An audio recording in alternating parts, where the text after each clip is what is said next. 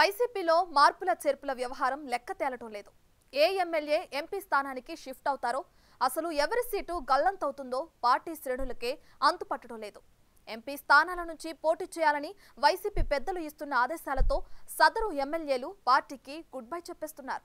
ఇలాంటి పరిస్థితుల్లో deputy CM Rajanna దొర ఎంపీ రాగం వినిపిస్తుండడం ఆసక్తికరంగా మారింది.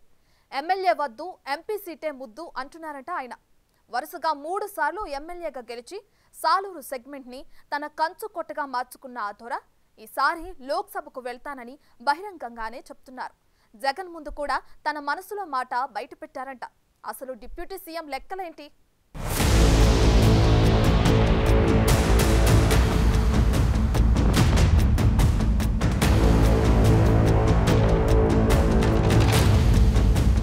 వైసీపీలో మార్పుల చేర్పుల వ్యవహారం లెక్కతేలటం లేదు. ఏ ఎమ్మెల్యే ఎంపీ స్థానానికి షిఫ్ట్ అవుతారో, అసలు ఎవరికి సీట్లు గల్లంతవుతాయో పార్టీ శ్రేణులకే అంతుపట్టడం లేదు. ఎంపీ స్థానాల నుంచి పోటీ చేయాలని వైసీపీ పెద్దలు ఇస్తున్న ఆదేశాలతో సదరు ఎమ్మెల్యేలు పార్టీకి గుడ్ బై చెప్పేస్తున్నారు.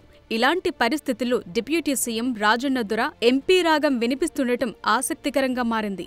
ఎమ్మెల్యే వద్దు, ఎంపీ సీటే ముద్దు అంటున్నారట ఆయన.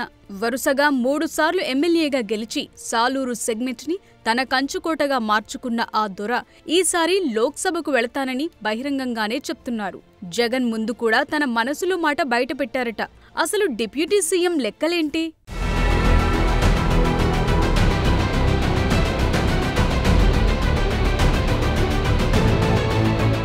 ఏపీ డిప్యూటీ సీఎం వేడిక రాజన్న దొర విజయనగరం జిల్లాలో ఎస్టీ నియోజకవర్గం సాలూరు నుంచి 2004లో మొదటిసారి కాంగ్రెస్ నుంచి ఎమ్మెల్యేగా పోటీ చేసి ఓటమి పాలైన ఆయన తరువాత టీడీపీ అడ్డాగా ఉన్న ఆ సెగ్మెంట్ ని తన వశం చేసుకున్నారు. 2009 నుంచి వరుస విజయాలతో హ్యాట్రిక్ కొట్టి జగన్ కేబినెట్లో ఉప ముఖ్యమంత్రిగా కొనసాగుతున్నారు. అయితే కేబినెట్ బెర్త్ దక్కాకే ఆయనకు అసలు కష్టాలు మొదలయ్యాయట. సాలూరులో ఎమ్మెల్యే పెంచుకున్న ఇమేజ్ మంత్రైన తరువాత పూర్తిగా డ్యామేజ్ అయిందనే టాక్ వినిపిస్తోంది. పేరుకి డిప్యూటీ సీఎం అయినా పెత్తనం మొత్తం జిల్లా పరిషత్ చైర్మన్ మజ్జి శ్రీనివాసరావు చెలాయిస్తున్నారనే వాదన బలంగా వినిపిస్తోంది. కనీసం నియోజకవర్గంలో రోడ్లు కూడా వేయించుకోలేని దుస్థితిలో ఉన్నారట రాజన్న. గతంలో ఎమ్మెల్యేగా ఉన్నప్పుడు అటు రాజశేఖర్ రెడ్డి దగ్గర సైతం దబాయించి నియోజకవర్గానికి నిధులు తీసుకొచ్చిన ఘనత ఉన్న రాజన్న దొర ప్రస్తుతం నిస్సహాయ స్థితిలో ఉన్నారన్న అభిప్రాయం వ్యక్తమవుతోంది.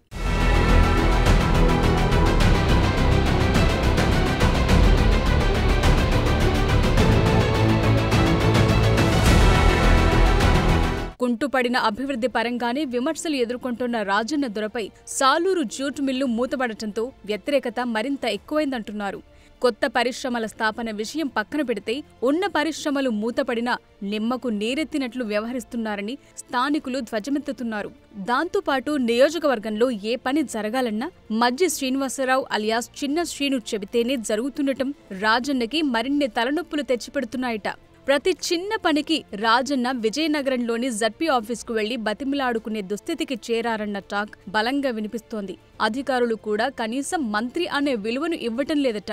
ఏ సమస్య గురించి చెప్పినా చిన్న శ్రీను చెబితే గాని ఫైల్ ముందుకు కదలటం లేదట.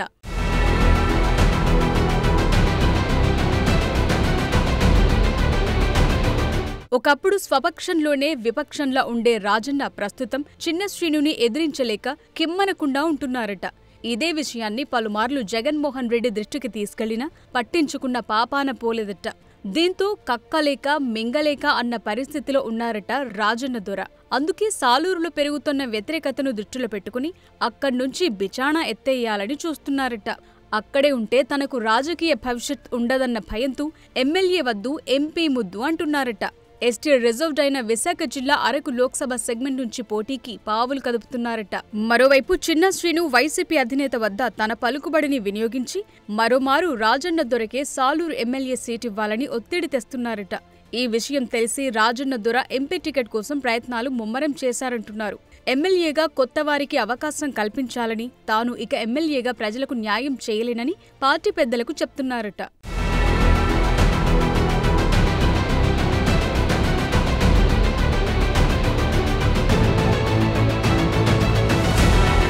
ప్రస్తుతం అరకు పార్లమెంట్ ఇన్ఛార్జిగా వైసీపీ ప్రకటించిన పాడేరు ఎమ్మెల్యే భాగ్యలక్ష్మిపై అక్కడి క్యాడర్లు తీవ్ర వ్యతిరేకత వ్యక్తమవుతోంది.